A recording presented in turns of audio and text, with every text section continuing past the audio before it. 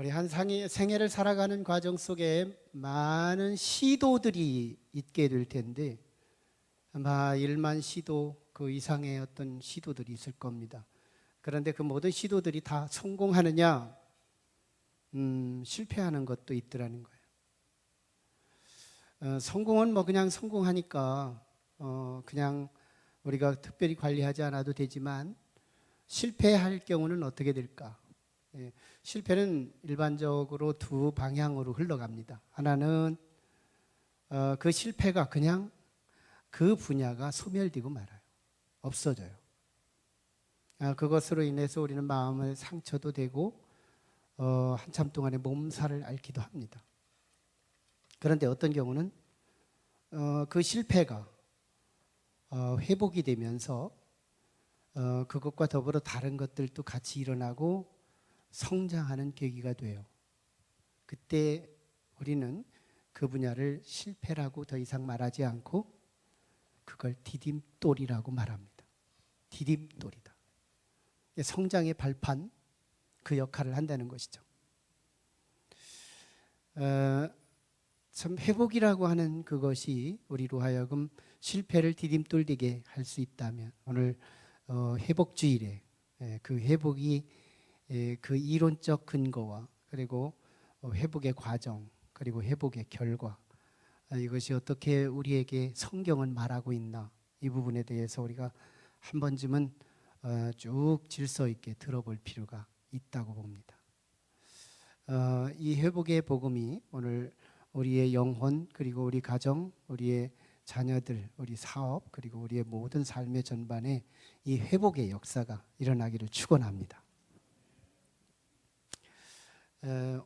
그래서 오늘 말씀은 매주마다 강해 설교를 하는 내용을 멈추고 이제 성경에 나타난 이 회복의 기사, 특별히 오늘 본문에 나타난 룻기 기사가 많은 회복 기사들을 다루고 있지만 우리에게 가장 선명하게 말씀을 하고 있는 선명도가 분명한 말씀이어서 이 말씀을 선택해서 이 회복주일의 주제로 삼았어요.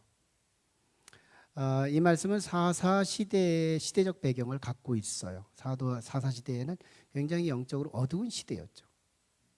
하나님께 거슬러지는 사람이 많았고 영적으로 침체된 그런 시대였어요. 그러한 때에 엘리멜렉이라고 하는 세대주, 한 가정의 세대주가 되고 그 가정에 나옴이라고 하는 아내 그리고 기럨과 말럨이라고 하는 두 아들이 네 식구가 살고 있었어요.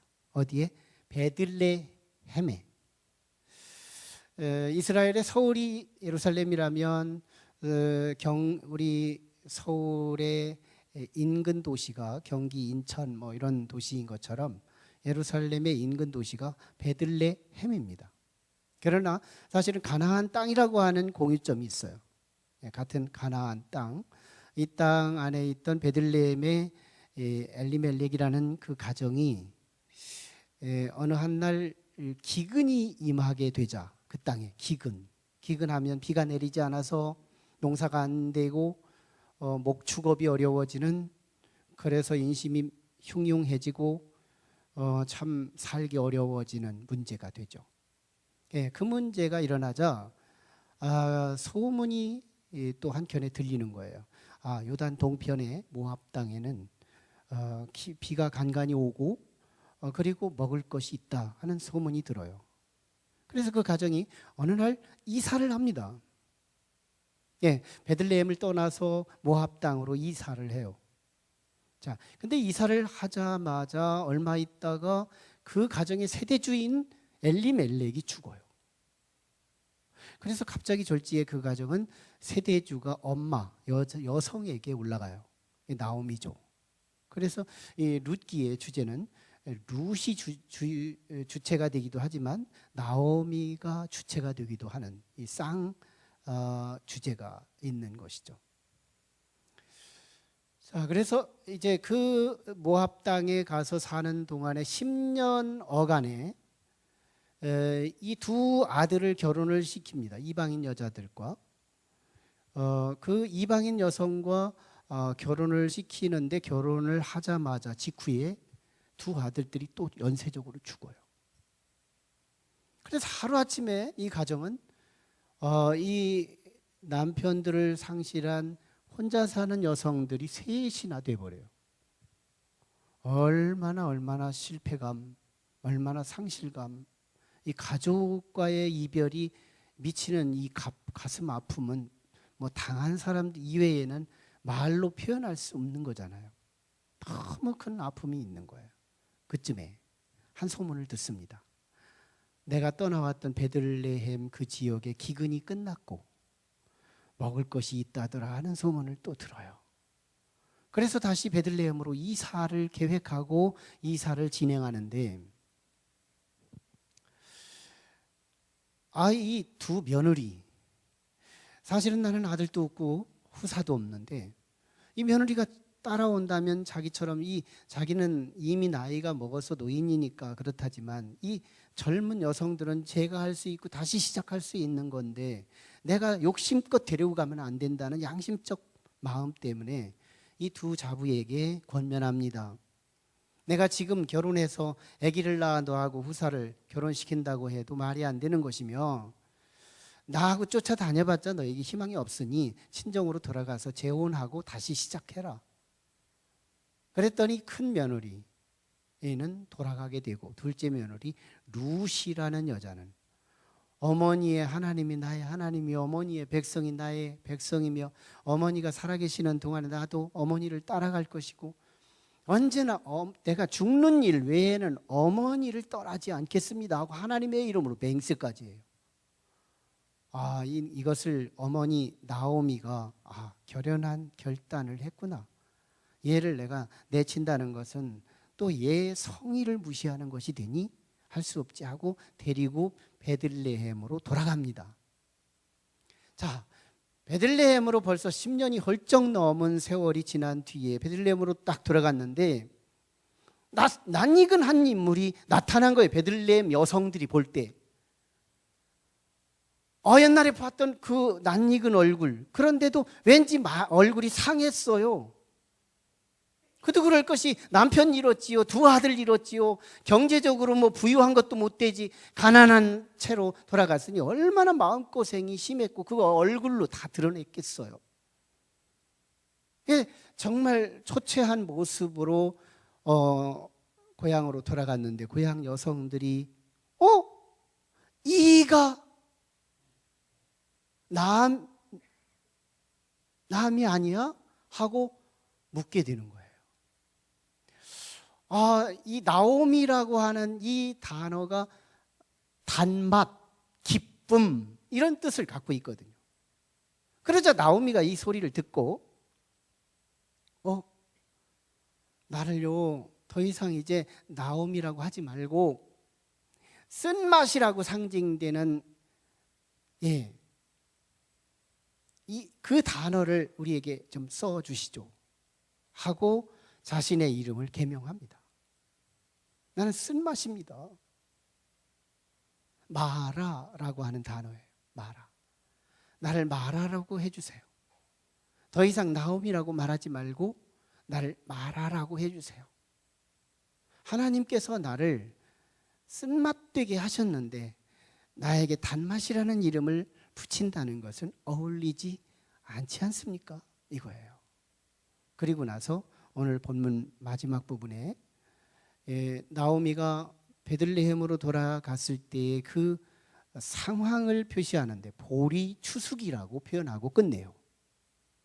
이것이 성경이 의도하는 여훈입니다. 여훈. 성경이 의도하는 여훈은 회복의 조짐을 보이는 단어예요. 추수기. 추수 때는 먹을 게 많잖아요. 풍성함이잖아요. 이 회복. 자, 그런데 이 회복의 이야기를 이제 다루려고 하는 건데 성경은 이 룻기서를 통해서 두 초점으로 교훈을 합니다. 첫째는 첫 번째 초점은 룻이라고 하는 인물을 중심으로 이방인이라도 룻이 이방 여자거든요. 이방인이라도 하나님께로 돌아오면 언약 백성이 된다는 의미예요. 이것을 룻기는 전하고 싶은 거예요. 또 하나는 나옴이라고 하는 인물을 통해서 본래의 자기 자리를 벗어남으로써 돌아온 이 망가짐, 이 쓴맛이라고 하더라도 본래 자기가 떠났던 그 자리로 돌아올 수만 있다면 다시 나오미가 될 수 있다는 회복의 복음을 담고 있는 것이 룻기서의 두 번째 초점이에요. 오늘 저는 이 두 번째 초점을 갖고 오늘 우리 이 시대의 회복의 당위성, 그리고 회복의 과정, 회복의 결과가 어느 만큼의 영향을 끼치는지, 우리의 회복의 필요성 앞에서 우리는 이 회복의 복음을 듣고자 하는 거예요. 본래 나오미는 부유한, 행복하고 다복하며 부유한 가정에서 살았습니다. 나오미가 그 가정은 정말 남편이 듬직한 유력자였고, 그리고 두 아들, 가부장적 사회 속에서 아들 둘을 얻었다는 건 그 가정은 든든한 가정을 상징돼요. 얼마나 든든한 가정 네트워크를 갖고 있어요. 여성들은 소비자라고 생각하며 남성은 생산자로 보여지는 그 유대 사회 속에서 남편이 든든하죠. 건강하죠. 그리고 두 아들이 튼튼하죠. 건강하게 자라고 있죠. 소망이 넘치죠. 근데 이 여인에게는 또 재산도 어느 정도 풍부했던 것으로 비춰져요. 오늘 21절에만 봐도 베들레헴으로 돌아왔을 때 그 여성들에게 대답한 대꾸에서 첫 마디에 드러나는 말은 내가 풍족한 중에 나갔더니 라는 말을 표현을 통해서 보면 그는 유력자, 부유했던 것을 암시해 주는 말이에요. 그는 경제적으로도 부유했고 그 가정으로도 풍성했고 든든했고 미래도 자녀들이 자라고 있었어요. 윤택한 가정, 복된 가정이었어요. 근데 이 가정이 어느 한 순간부터 내리막길로 내려갑니다. 언제예요? 베들레헴을 떠나서 모압 땅으로 이주하자마자부터 하강세로 내려가요. 남편 죽었어요. 두 아들 죽었어요. 경제 능력 없어요. 망할 대로 망했어요. 상처는 입을 대로 입었어요. 너무 큰 아픔. 나오미가 마라가 됐어요. 나오미가 마라가 됐다. 단맛이 쓴맛 됐다. 오르막길이 내리막길 됐다. 이게 나오미의 운명이었어요. 여기서 우리는 마라의 원인, 이 쓴맛의 원인, 내리막길의 원인, 망한 원인, 이 원인을 찾아야 회복으로 갈 수 있는 단초가 되는 거예요. 원인이 중요하죠. 왜 내리막길이 됐느냐? 왜 그 가정이 망하는 걸 경험했느냐? 네, 베들레헴을 떠났기 때문이라는 것이 룻기서는 분명하게 말하는 거예요. 베들레헴을 떠났다. 여러분, 베들레헴이 어딘데 왜 거기를 떠나면 복이 없느냐는 거예요. 거기는 창세기 12장 1절과 5절에 아브라함의 후손들에게 영원한 축복을 약속한 언약의 땅이었거든요. 하나님이 약속한 땅이었어요. 그 약속한 땅을 뒤로 하고 이제 먼 약속이 없는 이방 땅으로 가게 되면서 그는 가자마자 재앙이 시작된 거예요. 베들레헴에도 물론 기근이라는 게 있었습니다. 그렇지만 이 기근은 잠시 후에 다시 생각해야 할 문제지만 이 기근은 거기서 자신을 반성하고 거기서 다시 시작하는 회개가 필요했던 건데 도망가 버린 거예요. 베들레헴을 떠났기 때문에 온 이 재앙. 자, 여기서 우리는 왜 떠났느냐를 물으면 베들레헴의 기근 때문이더라 하는 부분을 다시 짚어요. 자, 근데 베들레헴이 어디냐? 약속의 땅이에요. 자기 후손들에게 영원한 축복을 약속한 약속의 땅입니다. 그런데 이 베들레헴에, 이 가나안 땅에 왜 기근이 오더냐는 거예요. 이 가나안 땅에 왜 기근이 와요? 이거 우리가 어울리지 않는 단어예요. 최소한의 가나안 땅은, 베들레헴 땅은 기근이 오면 안 되는 것이 우리의 상식이고 성경의 정서일 것 같아요. 왜 베들레헴에 왜 기근이 오느냐? 예, 정말은 베들레헴에도 기근이 오더라는 것이 사실이고요. 아브라함은 한때 이 진리를 몰라서 방황한 때가 있었어요. 갈대아 우르에 살고 있는데 어느 날 하나님께서 가나안 땅으로 가래요. 그래서 갔더니 하나님이 지시한 가나안 땅에 기근이 기다리고 있더라는 거예요. 그래서 아브라함이 깜짝 놀래고 에집트로 피해 갑니다. 갔다가 죽을 고생하죠. 거기서 나온다고 또 블레셋으로 갔다가 또 거기서도 죽을 뻔해요. 죽을 고생하고 다시 돌아오는 곳, 이게 약속의 땅을 벗어난 자들의 공통점이에요. 몰랐을 때니까.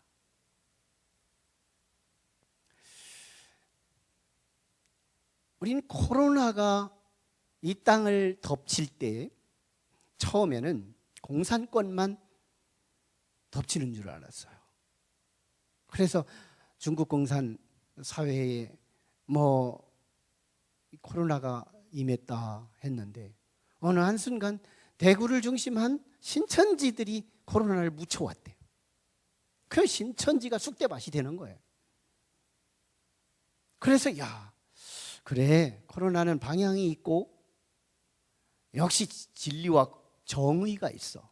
잘못된 종교는 하나님의 응징해야 맞아 하고 우리는 고개를 끄덕였어요.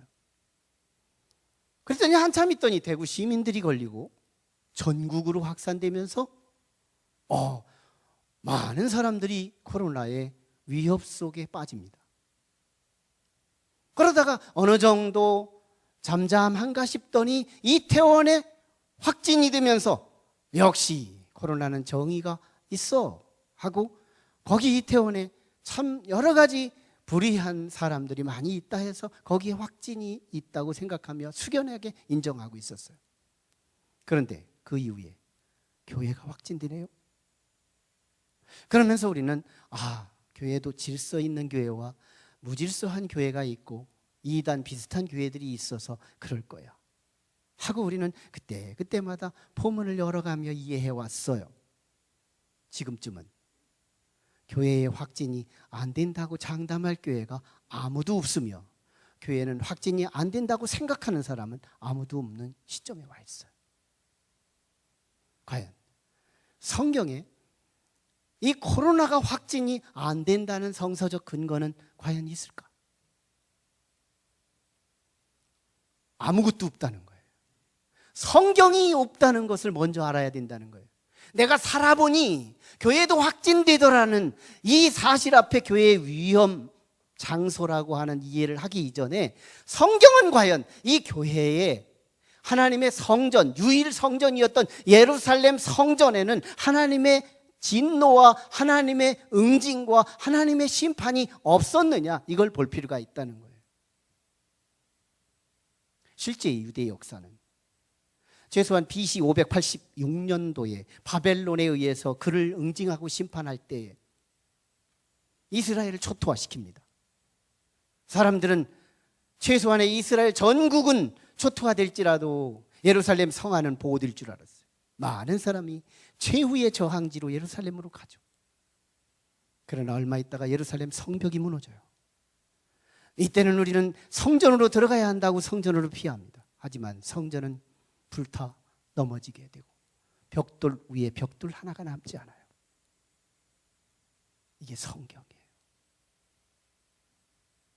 하나님께서 응징하시고 하나님의 진노와 하나님의 심판이 과연 세상을 응징할 때 교회는 성할 거냐?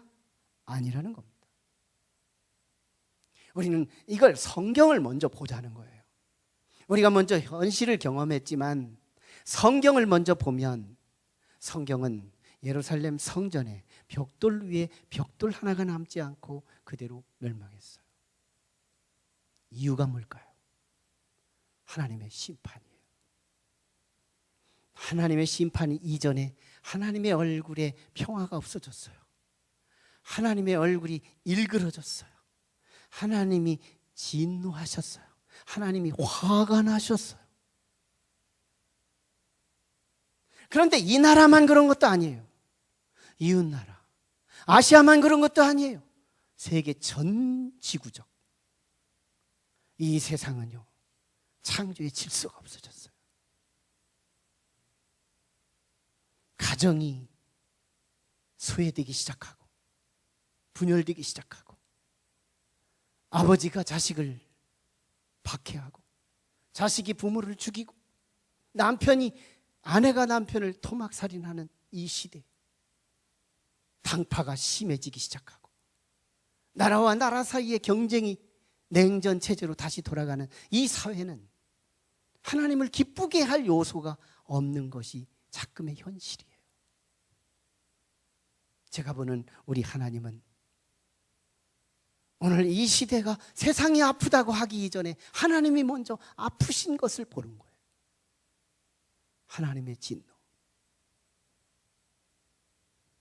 그래서 오늘 교회가 다시 하나님의 이 진노를 입어야 하는 성서적 당위성은 세상을 향하여 이 교회가 역할을 못했다는 겁니다. 교회 사명이 뭔데요? 빛, 소금. 이게 교회의 사명이에요. 그러면 우리 성도들이 하나의 빛 조각이 되고 또 하나의 소금의 한 톨이 되어 세상에 나가서 부패한 사람들 틈새 속에서 우리는 이렇게 살아야 해, 최소한의 양심적으로 살아야 해 하면서 그들에게 양심을 자극하며 그들의 삶에 도전을 주며 우리가 부패하는 사회를 다시 생기 있게 회복시키는 동력자가 되어야 하는데, 하나님의 눈으로 볼 때 교회가 죽었어요. 그러므로 교회가 하나님의 응징과 하나님의 진노의 대상을 받아야 하는 이유는 이 사회를 부패하게 한 장본인이기 때문에 교회는 하나님의 매질을 맞아야 옳다는 겁니다. 이 냉정한 현실을 자꾸 주관적으로 보려고 하면 우리는 바른 진단을 할 수 없다는 거예요. 그래서 교회는 하나님의 회초리를 맞아야 옳다는 겁니다. 하나님은 구약 성경을 통하여 3가지 회초리만 쓰십니다. 귀싸대기 안 쳐요. 주먹 안 쳐요. 하나님이 고유하게 선택한 회초리가 있는데 그게 바로 전쟁이에요. 내가 잘못한 것도 없는데 저 나라가 쳐들어오는 거예요. 내가 잘못한 것도 없는데 옆 사람이 나한테 시비 거는 거예요. 싸울 일이 생기는 거예요. 부부간에도 싸울 일이 생기는 거예요. 이게 하나님의 그 가정, 그 공동체, 그 민족에게 주시는 하나님의 회초리 하나예요. 또 하나는 기근이에요. 경제가 망가지게 하는 거예요. 인심이 흉흉해지고 그러면 스스로 자살하게 되고 비관하게 되고 어두운 역사가 연재되게 되는 것은 경제 무너지면 되는 거거든요. 3번째가 온역이에요. 온역. 온역은 바이러스, 이 전염병을 의미하는 겁니다. 이 전염병은 어제 오늘의 이야기가 아닌 하나님께서 역사의 과정에 줄기차게 써먹었던 단골 회초리예요. 회초리. 다윗 시대만 해도 이 온역 하나만 가지고 한 3일 만에도 7만 명을 죽게 하는 그런 심판이 있었던 거거든요. 이건 다 하나님의 진노 속에 나타난 회초리들이거든요. 이 회초리, 이 회초리 앞에서 우리가 도망가야 되느냐는 거예요. 피해서 해결할 수 있는 거냐는 거예요. 아버지가 자식을 바르게 지도하기 위해 회초리를 들었는데 실실 웃어가면 도망가요. 선생님이 이 아이를 바르게 지도하기 위해 회초리를 들었는데 실실 웃어가면 도망가요.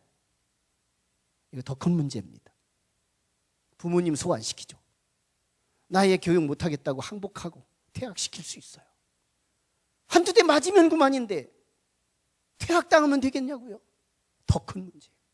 실제 하나님의 회초리, 하나님의 진노는 피해서 해결하는 것이 아니라 맞아가며 반성, 자성, 돌이킴, 이걸 통해서 다시 시작할 수 있다면 이 회초리는 약이 될 수 있죠.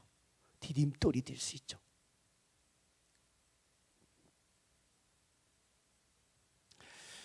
요나는 하나님의 진노를 피해서 다시스로 갔지만 하나님은 다시스로 가는 그 배까지 쫓아가셔서, 그리고 물에 던져진 요나의 물고기 뱃속에까지 쫓아가셔서 요나를 응징합니다.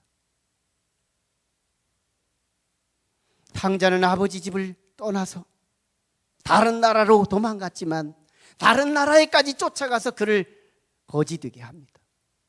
하나님의 응징은 내가 어디를 피하더라도 피하면 피할수록 더 큰 상처와 실패와 좌절을 경험하더라는 거예요.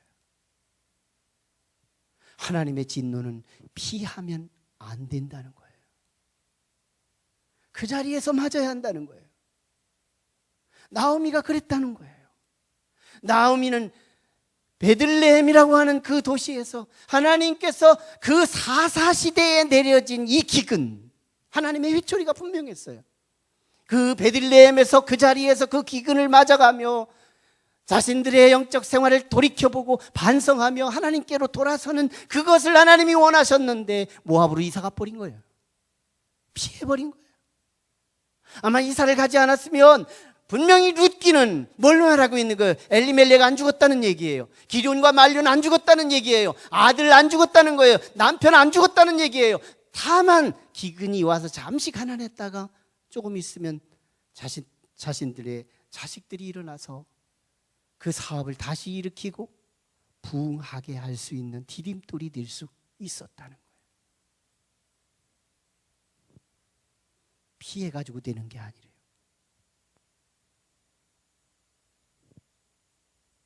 우리는 이 하나님의 채찍과 하나님의 진노 앞에서 바른 자세를 취해야 합니다. 바른 자세. 우리는 몇 개월 전부터 공영방송을 통해서 이런 구호를 외치는 걸 들었어요. 위드 코비드, 위드 코로나, 위드 코로나, 코로나와 함께 가야 한다 하는 이슈였어요. 이건 전문가들의 나온 예언이었어요. 그런데 한결같이 방역당국과 정부와 우리 직장들과 우리 가족들과 함께 야합을 하기 시작하는데 똘똘 뭉칩니다. 그리고 뭘 하느냐면 어보이드 코로나를 적용합니다. 야, 시장 가지 마, 식당 가지 마, 어지간하면 직장도 가지 마, 교회는 더욱 가지 마. 이게 어보이드 코로나 시대로 돌입한 거예요. 이상적이고 전문가들은 위드 코로나로 가야 합니다, 위드 코로나로 가야 합니다 외치면서 현실적으로는 어보이드 코로나 시대로 적용하고 있는 것이 우리들의 작금의 문제였어요. 그 결과 어떤 부분에 위로가 될런지는 모르지만 아직도 코로나로부터 자유할 수 없어요. 해결 못했다는 얘기예요. 그런데 지난 주간에 우리 공영방송에서 나온 정보 중에 하나가, 뉴스 시간에 나온 말이, 우리 대한민국이 지난 과거에 3개월 동안 80개의 종류의 직업이 날아갔다는 거예요. 80개의 직장이 날아간 게 아니라 종류가 날아갔다는 거예요. 그럼 거기에 얼마나 많은 기업가들이 망했다는 얘기예요. 망해서 오늘 죽을까 내일 죽을까 정말 그늘진 가슴을 가지고 코로나 때문에 고생하기보다는 사업이 망해서 고생하고 죽을 것을 고민하고 있는 사람들이 얼마나 많은 것을 말하는 거예요. 이거요, 어보이드 코로나 덕분인 거예요. 아닙니다. 정말 우리의 이슈도 위드 코로나여야 맞지만 진짜는 생활도 위드 코로나였어야 한다는 거예요. 식당 가라는 거예요. 우리 할 일은 해야 한다는 거예요. 구데기가 무서워서 장을 못 담으면 안 된다는 거예요.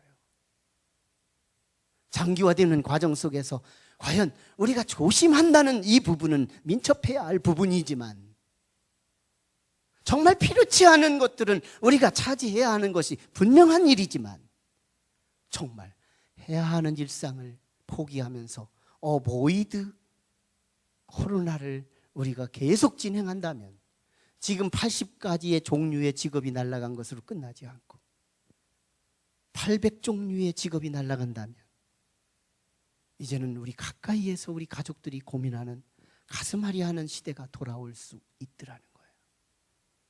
아닙니다. 오늘 우리는 위드 코로나예요. 이제 우리는 식당을 이용해야 돼요. 이제 우리는 우리의 일상으로 돌아가야 돼요. 정말 우리의 만날 사람들, 중요한 만남을 무시하지 않아야 돼요. 더욱이 오늘 우리는 교회를 찾아야 돼요. 참으로 영적이에요. 식당은 가지 말아야 하지만 가도 괜찮아요.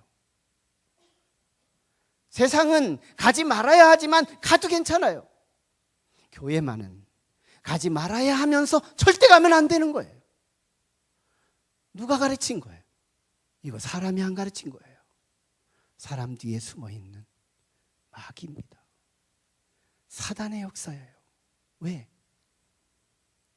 우리를 오늘의 망가짐으로 끝나지 않고 진짜 망가짐 어디예요? 지옥의 망가짐으로 이끌기 원함이에요. 계속해서 우리는 교회를 멀리하라는 거예요. 1개월, 2개월, 3개월 안에 해결될 줄 알았지만 1년을 과히 채워가면서 오늘 우리는 어보이드 교회 시대로 살아가고 있게 하는 거예요. 그 결과 저의 기도문을 보면요, 우리 성도들의 제가 한 200명 될 때까지는 암기해서 기도했어요. 그러다 보니까 가끔씩은 빠뜨린 성도들이 생각이 나면서 가슴 아픔이 되는 거예요.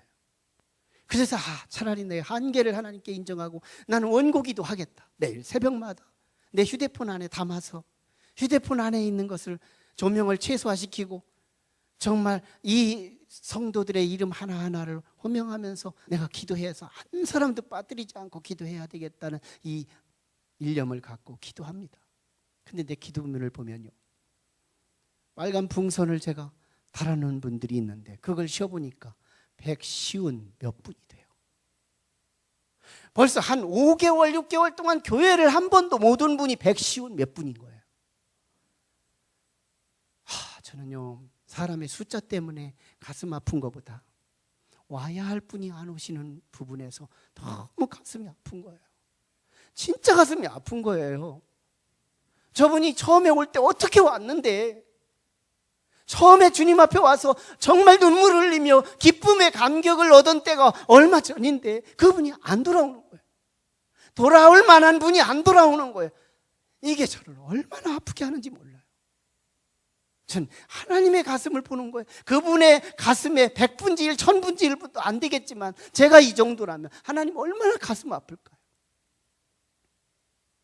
내가 보낸 의도는 교회를 다니면서 채찍맞고 거기서 돌이키고 거기서 회개하고 베들레헴에서 거기서 정말 이 사사시대의 어두운 면을 밝힐 수 있는 빛과 소금 되라고 하나님은 그 베들레헴에 기근을 보냈더니 곧장 한 것이 모압으로 피해버리고 만 나오미의 가정처럼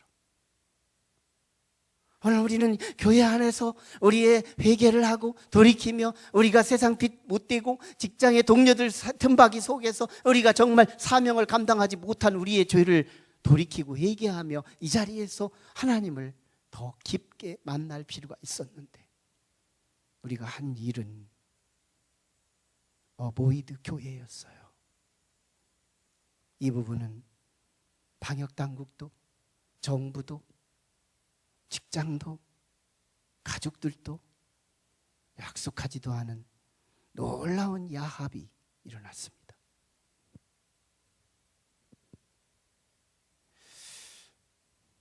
이제는 돌아가야 되는 거예요. 이제는 하나님이 매질하던 그 자리로 돌아가야 하는 거예요. 그래서 오늘 이곳에 온 거예요. 여러분들의 이 걸음은 기념할 것입니다. 기념할 만한 걸음일 거예요. 전 이 걸음이 살아있기를 원해요. 살았으면 좋겠다는 거예요. 이 걸음이 생명이 있었으면 좋겠다. 억지로 끌려왔더라도 이제는 내 걸음에 오토매틱이 되고 나는 교회를 중심으로 보이는 교회, 이것이 생명은 아니지만 난 보이는 교회를 중심으로 내 삶의 사이클이 이루어질 때 보이지 않는 그리스도를 중심한 내 삶의 사이클이 생기는 건 자명해요. 사랑하는 가족을 사랑한다 하면서 보이지 않는 그 영혼을 사랑한다고 하면, 보이는 가족을 무시하면서 보이지 않는 우리 가족들을 사랑한다고 하는 것은 어불성설인 것처럼, 진짜 그리스도를 우리가 사랑할 수 있다면 우리는 교회를 찾을 수밖에 없다는 거예요. 진짜 중요한 건 회복입니다. 회복이에요. 이 회복만 잘 붙잡을 수 있다면 우리는 이건 실패도 아니고 이건 시행착오도 아니라 이건 디딤돌이라고 하는 거예요. 우리의 이 회복이 더 성장하고 더 하나님의 은총과 언약을 증폭시킬 수 있는 디딤돌이 되기까지는 한 가지가 필요해요. 돌아오라는 거예요. 나는 여기에 약속을 하고 있는 거예요. 하나님은 오직 돌아오기만 하면 놀라운 반전을 약속하고 있는데, 우리 나오미를 볼까요? 나오미는 이제 실패한 자신의 가정의 형편을 그대로 두고 자신의 며느리와 함께 터덜터덜 베들레헴으로 돌아옵니다. 그런데요, 이 나오미는 베들레헴으로 돌아온 이후에 한 것이 하나도 없다는 거예요. 나오미가 한 행적이 없어요. 그런데 이 나오미가 어떤 결론이 오느냐?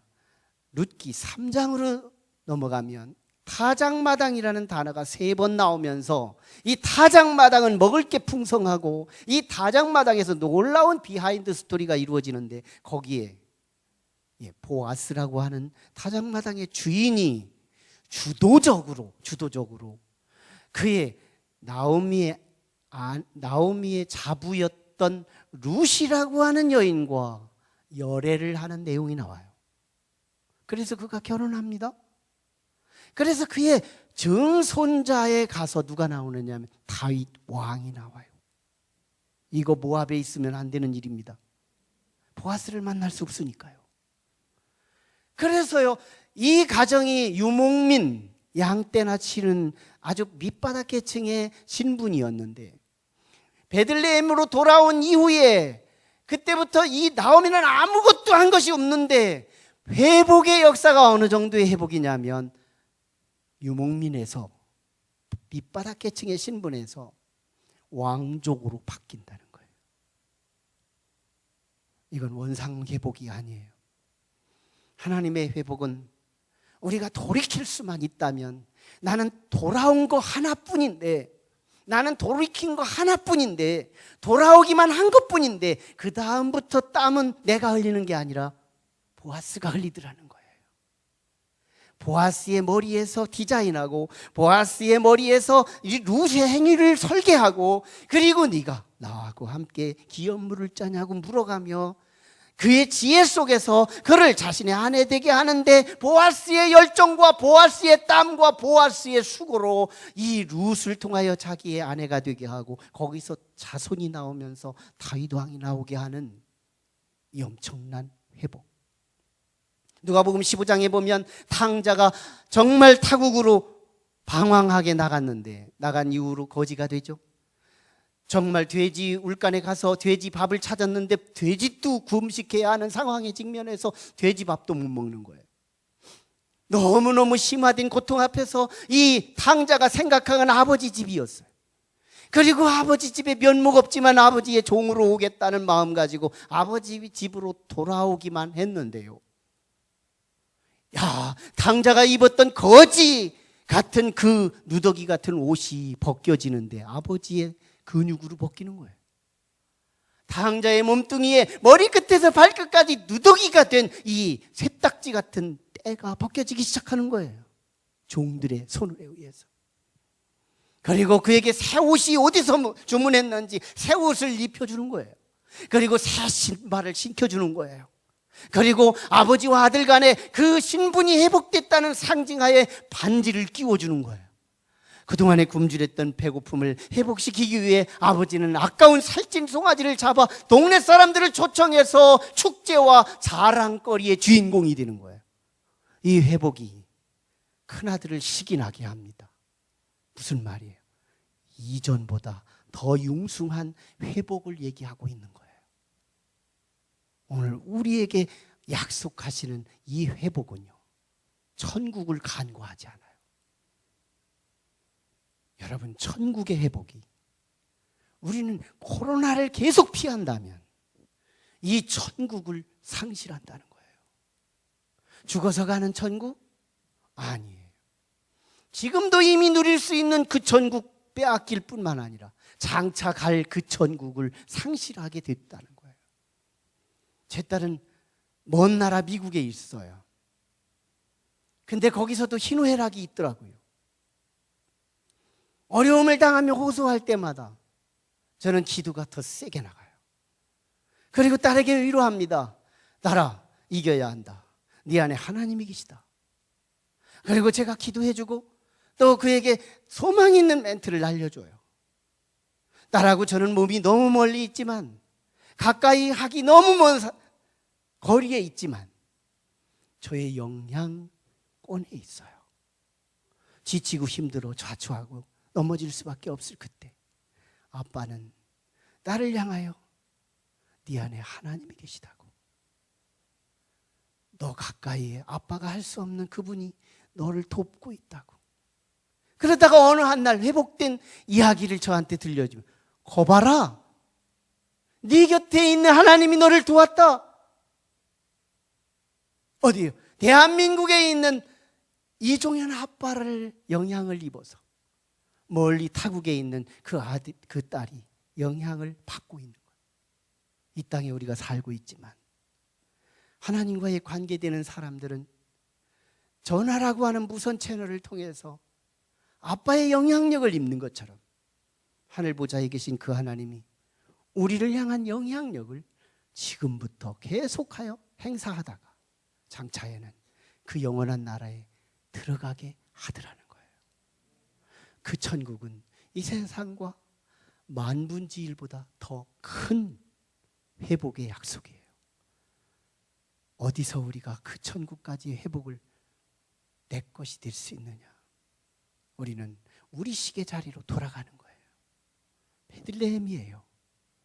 우리의 교회예요. 내 교회로 돌아오는 거예요. 그런데요, 벽돌까지 오면 안 돼요. 이 안에 계신 그리스도까지, 거기까지 우리는 목표해야 돼요. 미국의 한 보스턴에 어느 한 병원의 지하병동에 한 여성이 수많은 해 동안 정신질환 속에 빠집니다. 그의 생각은 하루 24시간 밝은 생각을 한 번도 못하는 거예요. 역시 자신의 몸을 둔 이 지하병동처럼 빛을 보지 못하고 삽니다. 그러다가 어느 한 날 은퇴하신 선교사님을 만나게 되면서 아직도 사명이 식지 않은 그 선교사님 안에 있는 그리스도를 전합니다. 다년간 어두움에 습달됐던 이 여성은 선교사님의 그리스도의 복음을 쉽게 받아들이지 못해요. 그러나 포기하지 않는 선교사님의 지구한 권면과 복음의 증거를 통해 그가 조금씩 그리스도에게로 돌아옵니다. 그런데요, 몸은 지하병동에 있는데 마음은 빛이 들이기 시작해요. 그러면서 온전히 회복이 되기 시작하는데요, 회복이 된 이후에는 이 세상에는 자기처럼 많은 세월 동안 어둠 속에 헤매고 있는 사람이 있을 거라는 걸 깨닫게 되면서 사명의 자리로 일어섭니다. 그리고 대상을 찾았는데 그게 바로 역사적인 인물 헬렌 켈러 여사였어요. 그는 삼중고를 알았습니다. 시력을 잃었고 청각을 잃었고 그리고 언어의 능력을 잃었어요.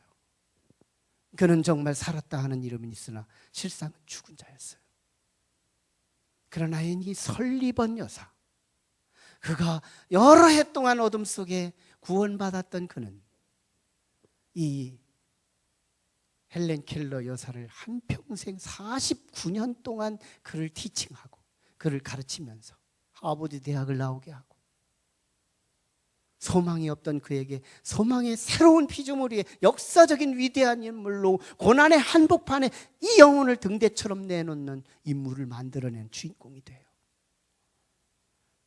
우리는 교회를 와야 돼요. 하지만 단초가 있어요. 교회 안에 계신 그리스도까지 연결시켜야 돼요. 그럴 수 있다면 저는 말이 아니라 능력으로 여러분들의 미래는 기다려볼 만한 가치가 있습니다. 정말이에요. 교회를 떠나서는 구원이 이루어질 수가 없어요. 왜? 교회에 왔다 갔다 하기 때문이 아니라 교회에서만 복음을 들을 수 있기 때문이에요. 기도하겠습니다. 하나님,